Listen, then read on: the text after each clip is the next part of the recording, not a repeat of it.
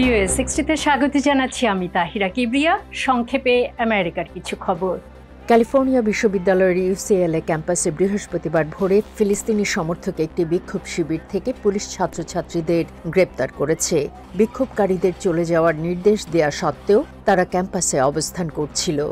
Republican সেনেটররা বুধবার যুক্তরাষ্ট্রের বিভিন্ন বিশ্ববিদ্যালয়ে ফিলিস্তিনিপন্থী বিক্ষোভের নিন্দা জানিয়েছেন এবং প্রেসিডেন্ট বাইডেনকে এই বিক্ষোভের নিন্দা জানানোর আহ্বান জানিয়েছেন।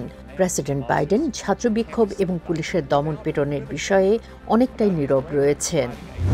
ফেডারেল রিজার্ভ বুধবার তার মূল সুদের হার প্রায় 5.3% রেখেছে, যা গত 2 দশকের মধ্যে সবচেয়ে বেশি। ফেড চেয়ারম্যান জেরোমি পাওয়েল বলেন, সুদের হার কমানোর জন্য যুক্তরাষ্ট্রের মুদ্রাস্ফীতি এখনও বেশি। আজ পর্যন্তই। Tahira Kibria, voice of America, Washington.